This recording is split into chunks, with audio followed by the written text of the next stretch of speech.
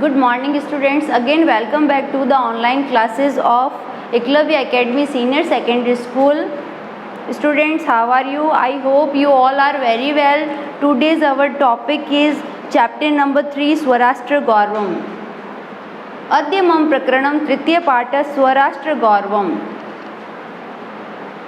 विद्यार्थियों, आज जो है संस्कृत में हम तीसरा पाठ स्व यानी अपने राष्ट्र का गौरव। स्व यानी क्या होता है? अपना, अपने राष्ट्र का गौरव।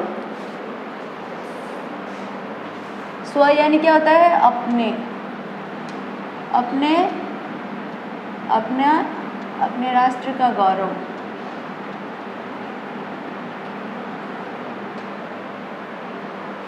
विद्यार्थियों, ये चैप्टर जो है नाम से ही पता चलता है कि राष्ट्र से रिलेटेड है, हमारे भारत देश से संबंधित है।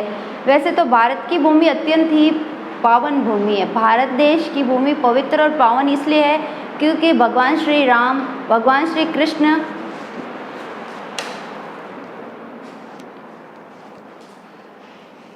हमारा जो चैप्टर है स्वराष्ट्र गौरवम, अपने राष्ट्र का गौरव, ठीक है, इसका ये अर्थ है।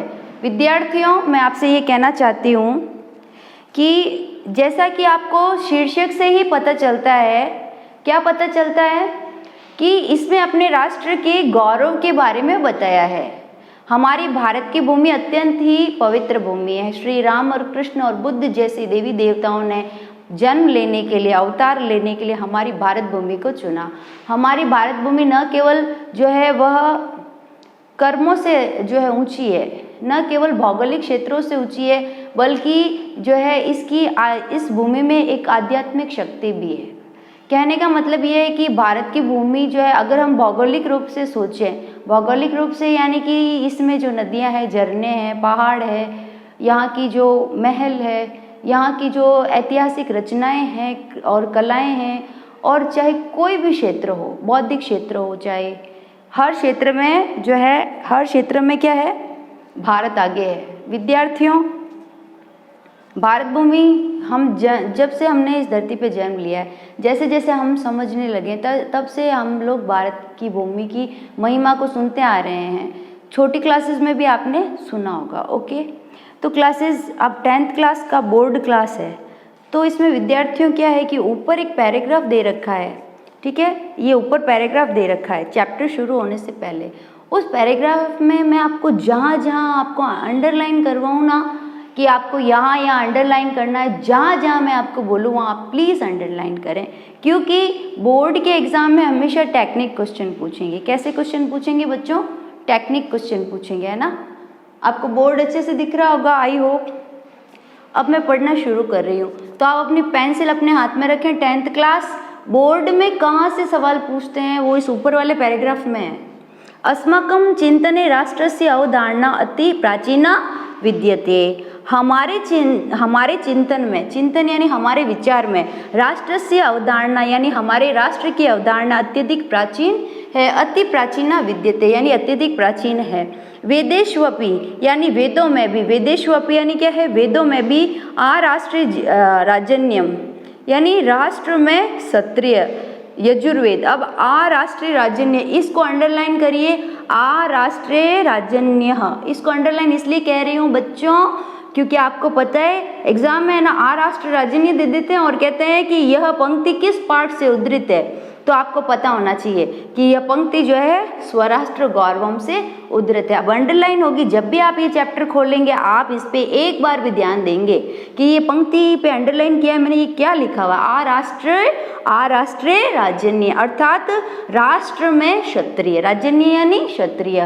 तो जब भी आप इसको देखेंगे आपको याद आ जाएगा कि हाँ, ये तो स्वराष्ट्र गौरवम में इस प्रकार से। और किस में से? यजुर्वेद। 4 वेद है ना, ऋग्वेद है, और उसके बाद में ऋग्वेद, सामवेद, अथर्ववेद, यजुर्वेद, ये 4 वेद है, आपको पता है। और 5वां वेद कौन सा है? नाटक है। अब 4 वेद है, मुख्य तो कितने वेद हैं? 4। अब मैं इसको आगे पढ़ती हूँ। वयम राष्ट्रे जागृयाम, हम राष्ट्र में जागृत रहें। वयम यानी हम सब, राष्ट्र यानी राष्ट्र में, जागृयाम यानी जागृत रहें। इसको भी अंडरलाइन करिए, ये जो डार्क लाइन है इसमें ये ज़रूर पूछ लेते हैं और कहते हैं कि ये किस पाठ से उद्धृत है। यजुर्वेद पाठ पूछे तो स्वराष्ट्र गौरवम, उसमें भी किस में, यजुर्वेद, यजुर्वेद में से मतलब स्वराष्ट्र गौरवम में ये पंक्ति हमने पढ़ी है, इस पाठ में पढ़ी है। ये पंक्ति जो है वह किस वेद में मिली है, यजुर्वेद में। अहम राष्ट्री संगमनी वसु नाम, मैं वाग देवी जगदीश्वरी और धन प्रदात्री हूँ।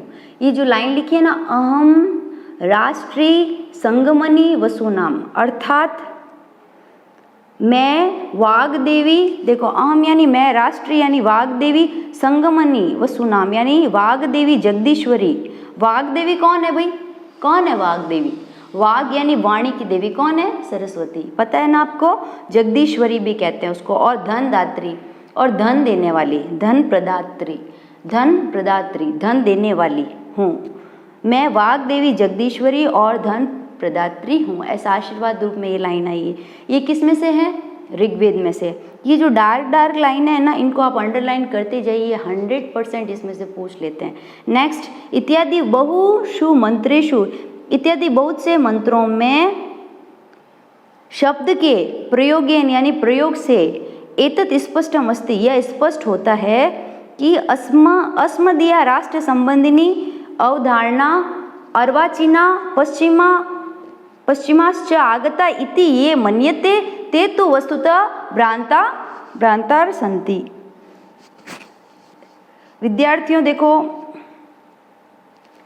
इसको मैंने आपको अंडरलाइन जरूर करवाया, लेकिन इसके आगे की बात मैं पढ़ती हूँ। क्या लिखा है, इत्यादिषु बहुषु मंत्रेषु राष्ट्रीय शब्दस्य प्रयोगेन एतत् स्पष्टम अस्ति, अर्थात इन बहुत सारे मंत्रों में राष्ट्र शब्द के प्रयोग से यह स्पष्ट होता है। ठीक है, इन सभी जो भी ये लाइनें लिखी है, इन बहुत सारी लाइनों, ये मंत्र रूप में लाइनें ऐसी लग रही है, जो भी सेंटेंस लिखे हैं ऐसे लग रहे हैं मंत्र रूप में। ये राष्ट्र शब्द के प्रयोग से स्पष्ट होता है। अस्मदीय राष्ट्र संबंधी अवधारणा, हमारी राष्ट्र संबंधी जो अवधारणा है, पहले जो ऊपर लिखा था ना उसमें कुछ खास नहीं, यही कह रहे हैं कि ये सारी लाइनें जो मंत्रों के रूप में लिखी है, ये सब हमें एक सिर्फ राष्ट्र शब्द का मतलब बता रहे हैं कि राष्ट्र क्या है। राष्ट्र का मतलब है कि राष्ट्र जो है वो वेदों में, राष्ट्र में क्षत्रिय जो है, वेदों में भी राष्ट्र क्षत्रिय है, वेदों में भी राष्ट्र क्षत्रिय है, यानी राष्ट्र को क्या माना है, क्षत्रिय माना है। क्षत्रिय जो है वो क्या करता है, युद्ध करने में क्षत्रिय तो चाहिए, क्षत्रिय नहीं होगा देश सुरक्षित नहीं होगा। ज्ञानी भी है तो करें क्या, ज्ञान होना जरूरी है, लेकिन सबसे पहले रक्षा होगी तब ज्ञान करेंगे ना ग्रहण। मर ही जाएंगे, रक्षा ही नहीं होगी तो ज्ञान का क्या मतलब, ज्ञान का करेंगे क्या, समझे आप लोग। नेक्स्ट बच्चों, जैसे वयम राष्ट्र जागृयाम, हम राष्ट्र में जागृत रहें, बिल्कुल सही बात है। और मैं वाग देवी जगदीश्वरी और धन प्रदात्री हुई, 3 लाइनें मैंने अंडरलाइन करी है, आप इनको अपनी कॉपी में लिख देना, ओके, हिंदी अनुवाद सहित। और किस में सही, इसमें से सवाल आता है, इसलिए मैंने इतना इसको जोड़ दिया। नेक्स्ट, अगर राष्ट्र की जो है राष्ट्र संबंधी अवधारणा के बारे में सोचे तो अर्वाचीना पश्चिमा आगताम इति ये मन्यते ते तो वस्तुतः भ्रांता सन्ति। हमारी राष्ट्र संबंधी अवधारणा जो है वो पश्चिम से आई है, पश्चिमा आगता यानी पश्चिम से आई है। और इति ये मन्यते, ऐसा जो मानते हैं, कुछ लोग क्या मानते हैं कि हमारे राष्ट्र की जो ये सभ्यता है ना, हमारी राष्ट्र संबंधी ये जो अवधारणा यानी जो हमारे विचार है, हम क्या सोचते हैं, ये पश्चिम से आई है। पश्चिम यानी जो बाहर के देश है वहाँ से आई है। ते तो वस्तुतः भ्रांति संति, तो वे लोग जो है वे केवल भ्रांति में ही जी रहे हैं। किस में जी रहे हैं बच्चों, भ्रांति में। क्यों, क्योंकि हमारी भारतीय संस्कृति कोई पाश्चात्य थोड़ी है, हमारी भारतीय संस्कृति जो है वह पाश्चात्य नहीं है, बल्कि पाश्चात्य के लोग जो है वो हमारी भारतीय संस्कृति को ग्रहण करना चाहते हैं, क्योंकि हमारी भारतीय संस्कृति बहुत ही क्या है, पवित्र है। अब देखो बच्चों, अस्माकम इदम भारतवर्ष एकम चिर पुरातनम सनातनम च राष्ट्र वर्तते। हमारे ये जो भारत, अस्माकम यानी हमारा, इदम यानी यह भारतवर्ष जो है वह एक चिर पुरातन सनातन च राष्ट्र वर्तते। ये एक जो है राष्ट्र बहुत समय से, चिर पुरातन बहुत समय से पुराना है, और सनातन है यानी बहुत समय से चला आ रहा है। सबसे पहले इस धरती पर भारत देश ही, पहले पूरी पृथ्वी पर भारत ही भारत था। तो कहने का मतलब ये है, बाद में जो है वो धीरे धीरे विभाजित हुआ और फिर पाश्चात्य के लोग अलग अलग हो गए, भारत अलग हो गया, परंतु भारत की भूमि जो है ना वो सबसे पवित्र और पावन है और वह बहुत ही पुरानी है। ठीक है, भारत ने किसी से कुछ नहीं लिया है, भारत से लिया है लोगों ने। तो हमारी संस्कृति खुद ही इतनी पुरातन है और इतने समय से चली आ रही है कि हम लोगों से क्या लें, लोग हमसे लेते हैं। दुनिया बाहर की जो दूसरी कंट्रीज है वो हमसे लेते हैं, हम किसी से कुछ नहीं लेते, हम तो पूर्ण हैं। फिर क्या है, किंतवय अत्र ऋषि भी मुनि भी कवि भी, ठीक है, तत्व चिंतके केश्च केवलम भौतिक भौगोलिकम राजनैतिकम च घटकमेव राष्ट्रमिति न एव मतम। किंतु यहाँ जो ऋषि है, ऋषि भी यानी जो ऋषि है, मुनि भी यानी मुनि है, कवि भी यानी कवि है, और तत्वज्ञ चिंतक यानी जो तत्वज्ञ विशिष्ट तत्वों का जानने वाले वे लोग केवल जो है भौतिक भौगोलिक और राजनीतिक घटकों को ही राष्ट्र, इन सब के हिसाब से इन सब को ही राष्ट्र नहीं माना जा सकता। केवल भारत का परिचय लोग इतना दे देते हैं कि हाँ यहाँ भारत में तो बहुत ऋषि मुनि थे, भारत में तो बहुत कवि थे, भारत में तो है तत्वज्ञ, तत्वों को जानने वाले थे से, और भारत ये सब सिर्फ यही चीज़ें नहीं है। भारत में अगर ध्यान से समझा जाए तो बहुत सारी ऐसी इन सब के अलावा भी बहुत सारी चीज़ें हैं, सिर्फ यही नहीं है। केवल भौतिक भौगोलिक, भौतिक यानी जो है खुद बनाया है, और भौगोलिक यानी यहाँ का एटमॉस्फेयर यानी वातावरण, भौगोलिक स्थिति में नदियाँ, पहाड़, झरने ये सब होते हैं। और राजनीतिक यानी पॉलिटिक्स, वो तो आपको पता है ना, राजनीतिक अच्छा घटक यानी केवल ये इन घटकों के द्वारा, यानी केवल हम भौगोलिक रूप से बाहरी बनावट को देख करके कि नदियाँ, झरने, पहाड़, इसकी जो है कौन सा देश कहाँ है, ये सब केवल इनके आधार पर ही भारत को नहीं समझा जा सकता। केवल यही घटक नहीं है, राष्ट्रमेव इति न एव मतम, केवल राष्ट्र जो है इन सब चीज़ों से ही इसे राष्ट्र नहीं माना जा सकता। राष्ट्रम इति यद उच्यते, राष्ट्र जो कहलाता है तत् अत्र एकः चेतनम सांस्कृतिकम घटकम मतम, वहाँ एक चेतन सांस्कृतिक घटक माना गया है। भारत जो है वो एक चेतन सांस्कृतिक घटक है। इसका क्या मतलब है? चेतन तो वो इसलिए है बच्चों क्योंकि वो जो है हर एक कोना लोगों को प्रेरणा देता है, एकदम सजीव है। यहाँ की नदियाँ, झरने, पहाड़, यहाँ का बाहर का वातावरण भी सजीव लगता है, जीवंत लगता है ना। भारत इतना सुंदर देश है कि वो जीवंत लगता है, जीवित लगता है वो, और उसके बाद में चेतना से युक्त रखता है। और सांस्कृतिक घटक, सांस्कृतिक यानी संस्कृति, संस्कृति यानी क्या होता है? संस्कृति का मतलब आपके आचार विचार, वेशभूषा, खान पान, आपके रीति रिवाज, ये सब संस्कृति में आते हैं। कि हम जो है त्योहार क्यों मनाते हैं? हमारी संस्कृति है। हम जो है वह जो है जैसे सावन का महीना है तो हम जो है उसमें हरा भरा पहनते हैं, और अलग अलग महीने हैं, गणगौर का त्यौहार अलग है, दिवाली होली अलग है। यहाँ पर जो है हर एक जो है त्योहार को मनाते हैं। ये क्या है? सांस्कृतिक घटक है। क्या है बच्चों? सांस्कृतिक घटक है। यहाँ का खान पान अलग अलग है। भारत में सभी संस्कृति के लोग रहते हैं, यानी सब लोगों के अपने धर्म अलग है, उनकी बोली अलग है, उनका पहनावा अलग है, उनके विचार अलग है, परंतु फिर भी अनेकता में एकता है। सांस्कृतिक यानी जो है उनकी संस्कृति, संस्कृति यानी रीति रिवाज, खान पान, वेशभूषा जो है राजस्थान में अलग है, पंजाब में अलग खाते हैं, गुजराती लोग अलग खाते हैं, अलग बोलते हैं, अलग पहनते हैं, पर ये सब क्या है? सांस्कृतिक घटक माना है। वयम अपि राष्ट्र में, ध्यान देना, अभी क्लास है आपकी 10-15 मिनट और ध्यान देना आराम से, है ना, अभी चलेगी क्लास। वयम इदम राष्ट्रमेव मन्यामहे, यानी हम जो है इन सब को राष्ट्रीय मानते हैं, ठीक है। एतद् वे भारत अस्माकं दृष्टो न कश्चित् मृत्पिंडो वा भूखंडो वा विद्यते, अपितु भारत भूमिरस्ति यथा किलोक्तम अथर्ववेदे माता भूमिः पुत्रो अहं पृथ्वीया। ये 2 लाइन मैंने साथ में पढ़ी। एतद् वे भारत अस्माकं दृष्टो, बल्कि भारत हमारी दृष्टि में न कश्चित, न कोई मृत पिंडों यानी मिट्टी का पिंड नहीं है। यानी कि देश को हम क्या मानते हैं, देश को कि हाँ देश जो है वो बहुत सारी ज़मीन है, देश में मिट्टी है और पत्थर है और ऐसे है, ये केवल जो है हम उसको मिट्टी का पिंड नहीं मान सकते। किसको? भारत को, ठीक है, या कोई भूखंड नहीं मान सकते। अपितु भारत भूमि जो है ना वह अपितु मातृभूमि रस्ती, बल्कि ये भारत भूमि हमारी मातृभूमि है, यानी हमारी माता है। और यथा किलो यानी निश्चित रूप से अथर्ववेद में एक लाइन कही है, देखो लिखा किलो उक्तम अथर्ववेदे। अथर्ववेद में क्या लाइन कही है बच्चों? माता भूमि पुत्रो अहम पृथ्व्या, कि यह भूमि मेरी माता है और मैं इसका पुत्र हूँ। पुत्रो अहम यानी मैं, पृथ्व्या यानी पृथ्वी का। ऋग्वेदे अपि कथितम अस्ति, और ऋग्वेद में भी कहा गया, अंडरलाइन करना इसमें, माता भूमि पुत्रो अहम पृथ्व्या, ये अंडरलाइन करना, क्यों बोर्ड के एग्जाम में क्या करते हैं, ये लाइन दे देते हैं और कहते हैं ये पंक्ति कहाँ से उद्धृत की गई, तो अथर्ववेद है, लेकिन चैप्टर पूछेंगे तो लिखना है स्वराष्ट्र गौरवम।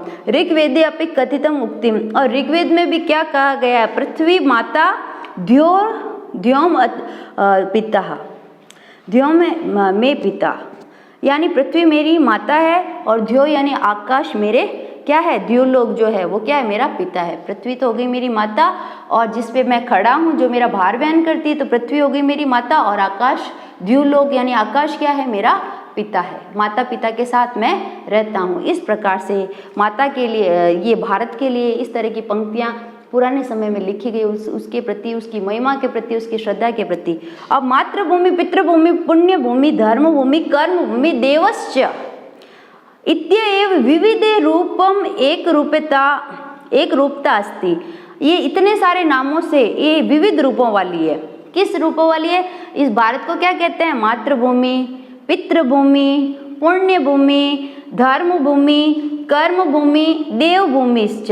इस प्रकार ये विविध रूपों वाली है। कौन? भारत भूमि।